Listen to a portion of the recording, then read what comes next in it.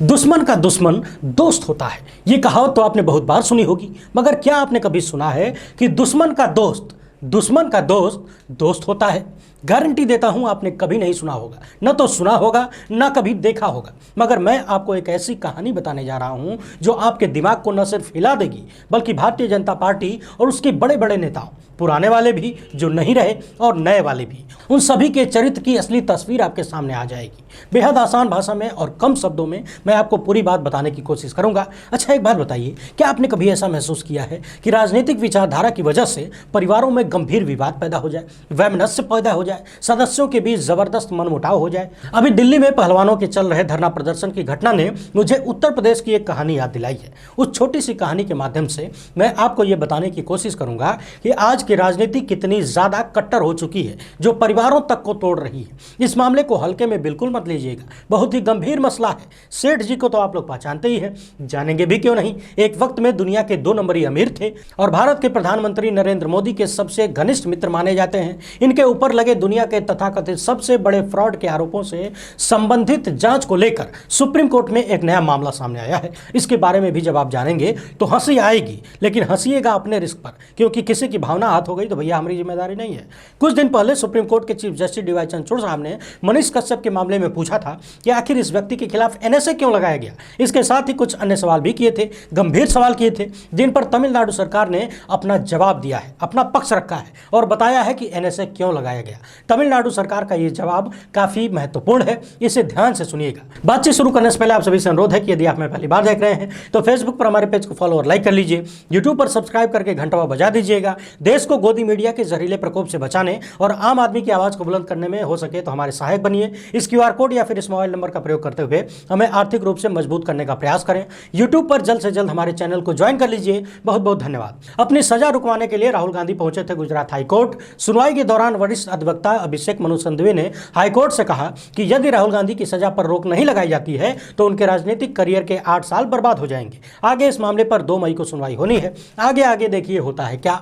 अब मैं जो कहानी आपको बताने जा रहा हूं इसे बहुत ही ध्यान से सुनिएगा। अभी बता देता हूं, वीडियो में आगे भी जो मामले हैं काफी महत्वपूर्ण है, वीडियो को अंत तक जरूर देखिएगा। मैं आपको भारतीय जनता पार्टी के बड़े बड़े नेताओं से जुड़ी हुई, यानी कि आज आप जिन बड़े बड़े नेताओं को देखते हैं बीजेपी में, उन्हें गिन लीजिए और इससे पहले यानी कि स्वर्गीय श्री अटल बिहारी वाजपेयी जी को भी गिन लीजिए और देखिए किस तरीके से इन लोगों ने शायद हजारों साल पुरानी कहावत को पलट दिया है, उल्टा कर दिया है और साबित कर दिया है कि दुश्मन का दुश्मन ही दोस्त नहीं होता बल्कि दुश्मन का दोस्त भी दोस्त होता है। 2015 की इस खबर को भी देख लीजिए।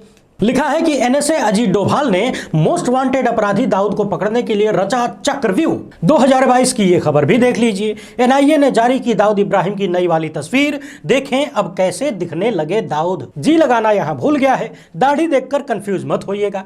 और अब इस खबर को एकदम टकटकी लगाकर देखिए। दाऊद इब्राहिम को पकड़ने के लिए नरेंद्र मोदी ने बनाई 50 अफसरों की टीम।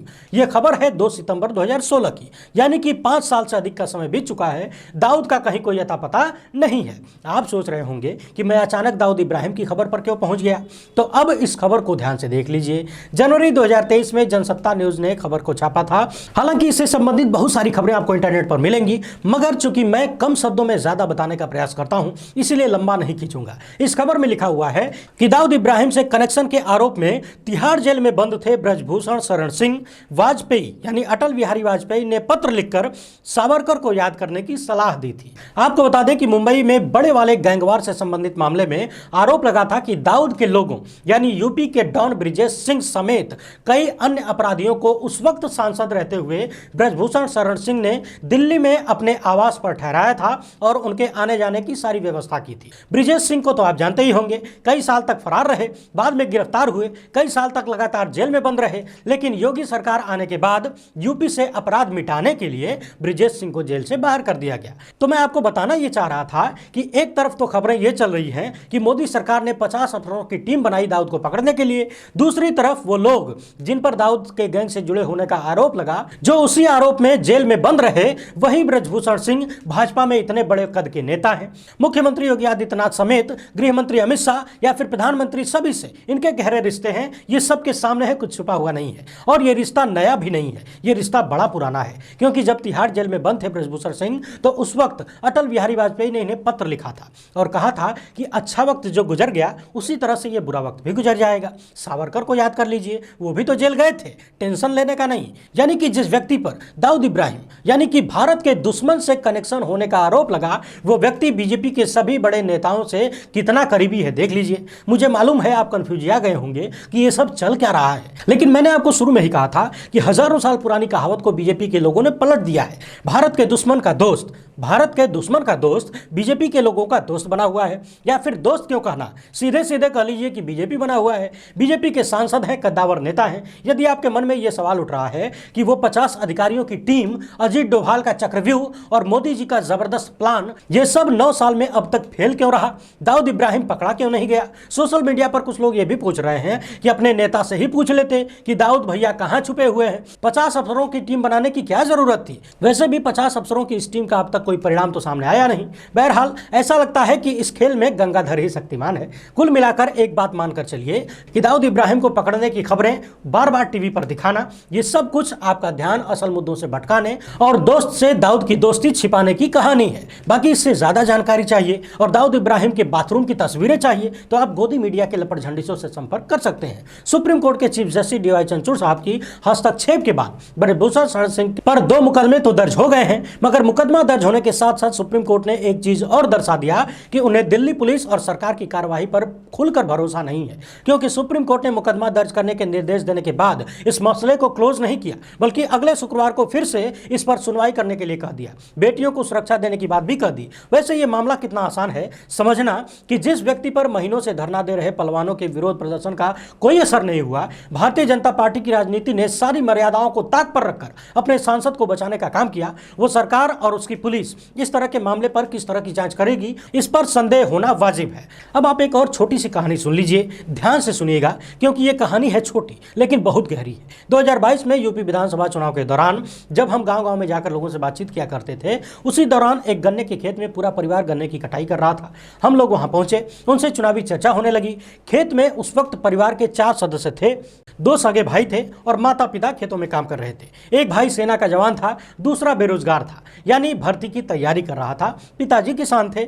मैंने उनसे चुनाव पर सवाल किया तो जो पिताजी थे वो भारतीय जनता पार्टी के कट्टर वाले समर्थक थे, और उसी वक्त जब मैंने पुत्रों से बात की तो उन्होंने मुझे इशारा करके अलग होने की बात कही, यानी पिता के सामने अपनी राजनीतिक विचारधारा नहीं रखना चाह रहे थे। इसके बाद जब उन नौजवानों से बात हुई और उन्होंने बोलना शुरू किया तो जो नौजवान सेना में था उसने भी भारतीय जनता पार्टी की केंद्र सरकार की नीतियों से असहमति जताई, और जो नौजवान बेरोजगार था वो तो जरूरत से ज्यादा नाराज था। लेकिन जब मैंने पूछा कि ये सारी बातें आप लोगों ने अपने पिता के सामने क्यों नहीं कही, तो उन दोनों ने कहा कि पिताजी भड़क जाते हैं, बीजेपी के खिलाफ एक शब्द नहीं सुन सकते चाहे कुछ भी हो जाए, और उन्हीं के घर में रहना है, उन्हीं का खाना है, तो उनके खिलाफ कैसे बोला जा सकता है। आप सोच रहे होंगे कि ये बात तो सामान्य सी है, लेकिन ये बात उतनी सामान्य नहीं है जितनी आप समझ रहे हैं। याद करिए, क्या आपने कभी भी ऐसी कट्टरता, राजनीतिक विचारधारा को लेकर ऐसी कट्टरता महसूस की थी जहां पिता पुत्र जो एक ही परिवार के सदस्य हैं, जो एक साथ रहते हैं, लेकिन वो एक दूसरे के सामने अपनी राजनीतिक विचारधारा नहीं रख सकते।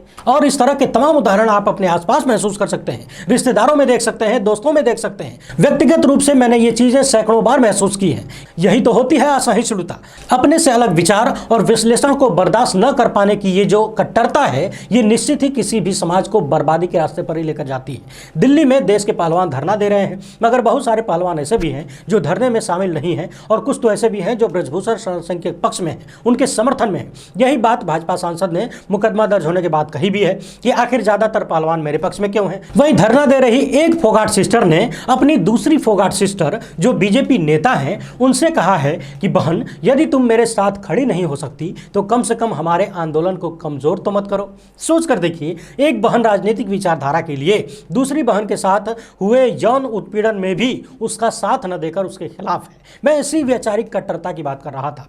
वहीं सोशल मीडिया पर और गोदी मीडिया पर भी वही पुराना वाला फंडा शुरू हो गया है कि जो भी सत्ता से सवाल करे, सरकार के खिलाफ प्रदर्शन कर रहा है, उसे बदनाम बदनाम किया जाए। लगातार एक ही सवाल उठाया जा रहा है कि यदि इतने सालों से ये सब कुछ चल रहा था तो अब तक ये पहलवान चुप क्यों थे।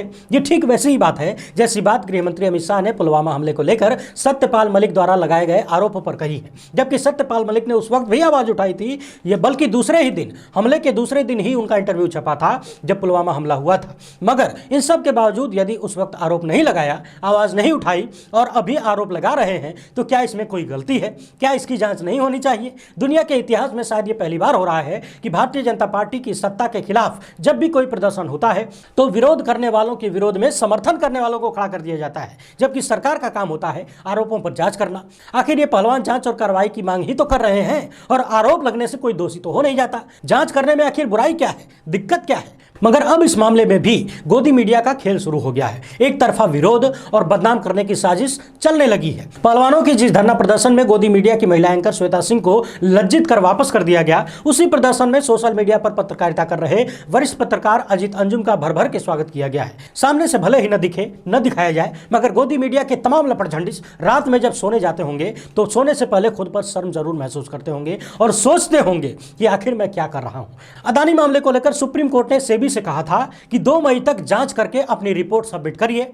अब सेबी का कहना है कि हमें 6 महीने का और समय दे दीजिए। 6 महीना सोच कर देखिए। लोग ये भी आशंका जता रहे हैं कि कहीं ऐसा तो नहीं कि 2024 चुनाव से पहले बड़े बड़े राज खुल न जाएं, इसीलिए इस तरह का खेल किया जा रहा है। क्या हमारे देश की इतनी बड़ी एजेंसी के पास संसाधनों और लोगों की कमी है जो जांच करने के लिए अभी भी 6 महीने का वक्त चाहिए? जो प्रधानमंत्री मोदी काला धन की जांच के लिए इनकम टैक्स के हजारों अधिकारियों को, नए अधिकारियों को नौकरी पर रखने की बात करते थे, आज ऐसा क्यों है कि सेबी अदानी से संबंधित मामले की जांच के लिए 6 महीना और वक्त मांग रही है? पीएम मोदी को चाहिए कि तत्काल सेबी को फोन करके पूछें कि क्या आपके पास स्टाफ की कमी है? अभी 10,000 स्टाफ भेजता हूं। बहरहाल ऐसा कुछ होने वाला तो है नहीं, हम सब जानते हैं। अब देखना यह है कि सुप्रीम कोर्ट इस पर क्या कहता है। बहुत सारे लोग ये भी कह रहे हैं कि अदानी मामले से ध्यान भटकाने के लिए अलग अलग तरीके के मामले खड़े किए जा रहे हैं। वहीं गाजीपुर से बसपा सांसद अफजाल अंसारी को कई साल पुराने एक मामले में 4 साल की सजा सुना दी गई है। एक दिन पहले ही उनके छोटे भाई मुख्तार अंसारी को भी 10 साल की सजा सुनाई गई थी। आशंका इस बात की मजबूत हो गई है कि अफजाल अंसारी की सांसदी भी जा सकती है। वहीं इनके वकील का कहना है कि इस फैसले के खिलाफ याचिका दायर करेंगे। अब चलते हैं मनीष कश्यप के मामले पर। सुप्रीम कोर्ट में याचिका दायर की गई थी कि इनके खिलाफ जो अलग अलग बहुत सारे एफआईआर दर्ज किए गए हैं उन सबको इकट्ठा कर दिया जाए। इस पर सुप्रीम कोर्ट के चीफ जस्टिस ने कई सवाल खड़े किए थे और बिहार तमिलनाडु सरकार से पूछा था